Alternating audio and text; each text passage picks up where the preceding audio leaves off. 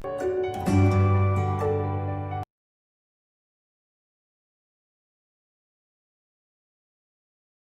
students, now after discussing about the mitosis, we are going to discuss about the next cell division, that is meiosis. Yes, meiosis is also known as the reductional division.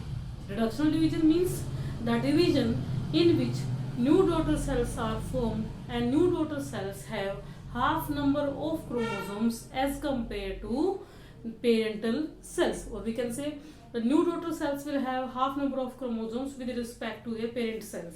That is known as the meiosis or the reductional division.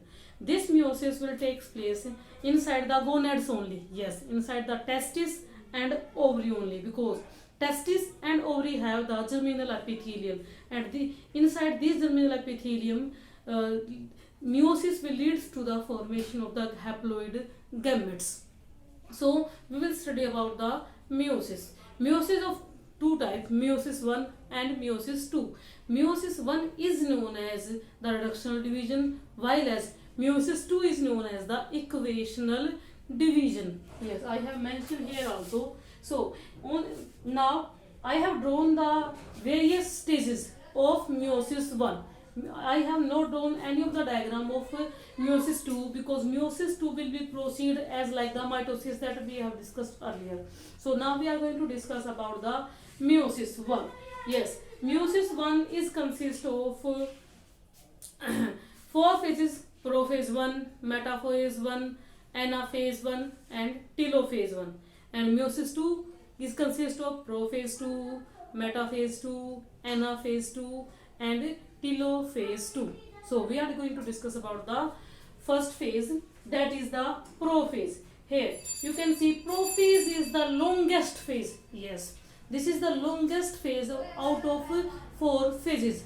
This prophase is further subdivided into subphases that are 6. Yes, prophase is divided into 6 subphases, which are lactotein. I have drawn one more diagram here, prolactotein. If we will consider the prolactotein, then there are 6 subphases, but if we will exclude this prolactotein, then there will be 5 subphases of the prophase. So lactotein, zygotein, catein, diplotein and dikinesis. These 5 phases comes under the prophase of the meiosis 1.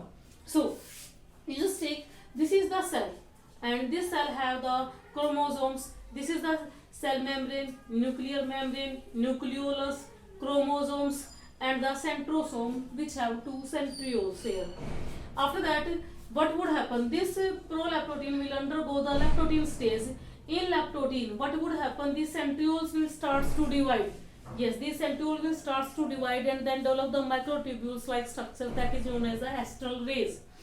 After that, in lactotein, zygotein stage is there. You can see here clearly the chromosomes are arranged in the bivalent phase.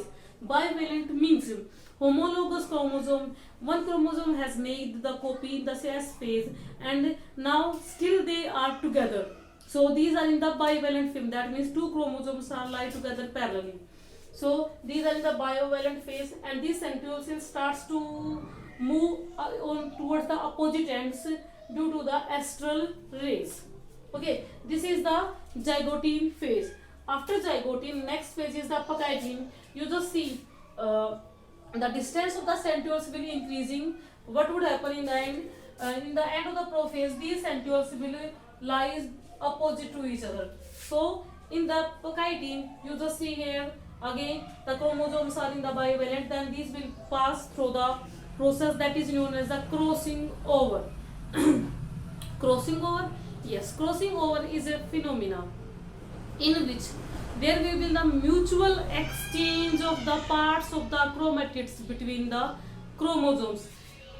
That is known as the crossing over. And in this stage, firstly the chromosomes will appear like this. That means these will not show individual chromatid parts. After that, they will make the tetrad formation.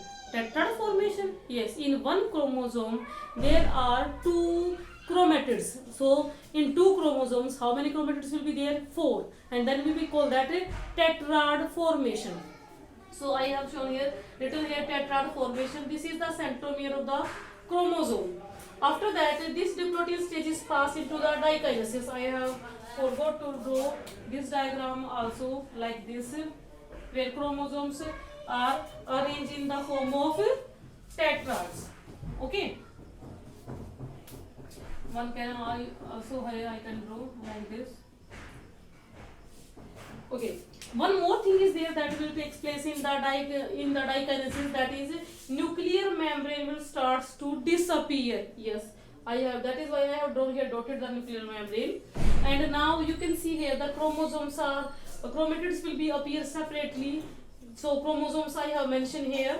After that you can say this is the prophase part. After that metaphase 1 will come. In the metaphase, as you know, main thing is that the chromosomes will lie on the equatorial line. So this is the equatorial line where chromosomes will arrange themselves in the center, and these are the spindle fibers. Spindle fibers, as you know, they are of two types. Yes, spindle fibers are of two types. One is the chromosomal fibers on which chromosomes are attached, and second is the continuous or the polar fibers. Continuous or polar fiber means that will start from one centriole and these will be continuous to the another centriole. So this phase is known as the metaphase, where chromosomes are arranged on the equatorial plates, and there will be two types of spindle fibers also. In the next, that is the anaphase, what would happen? The chromosomes that is formed, that means only the copy of the haploid chromosomes will be takes place in meiosis 1, and that n number of chromosomes will then separate. So I have mentioned here homologous chromosomes will start to separate towards the opposite ends, and on the opposite ends centrioles are present here. So separation is, you can see here clearly, you can see. So these are starts to separate from each other, and in between these there is the interzonal fibers are present. After the anaphase, telophase will come, because after the till the anaphase now karyokinesis is completed. After that cytokinesis will start, that means a cell furrow will formed, starts to form cell furrow. Yes, that means cytokinesis, division of the cytoplasm will starts. That will indicate that division of the cytoplasm will show that new daughter cells are going to be formed. In this you can see here, when these chromosomes will gather on the opposite ends, yes, on this side and on the opposite poles also, so they will gather at a point and make the genetic material which is covered by the nuclear membrane. So in this phase you can see nuclear membrane starts to appear again. Yes, nuclear membrane starts to appear again in telophase 1. Spindle fibers will start to disappear. Astrorage will also starts to disappear. After telophase, you can see meiosis 1 will leads to the formation of two daughter cells. Yes, from one cell is there, and in the end of meiosis 1 there will be the two daughter cells. Yes, which will have haploid number of chromosomes. Then these two daughter cells will pass to the undergo the equational division. So I can draw here also, one cell is divided into two cells. First cell is diploid, then new cells are formed, that is haploid. In equational division, these daughter cells, yes, will again divide, and it will leads to the formation of, these are already haploid, so these will also make haploid daughter cells. That means in the end of meiosis, what would happen? Meiosis will leads to the formation of 4 haploid cells. 2 are formed from the meiosis 1, and then these 2 will again divide by the meiosis 2, that is equational division, and then form the 4 daughter cells. Yes, meiosis is very necessary, because this meiosis will maintain the chromosome number in the species. Equal chromosome number in the species is maintained only by the meiosis, which will take place in the gonads to form the haploid gametes. Thank you.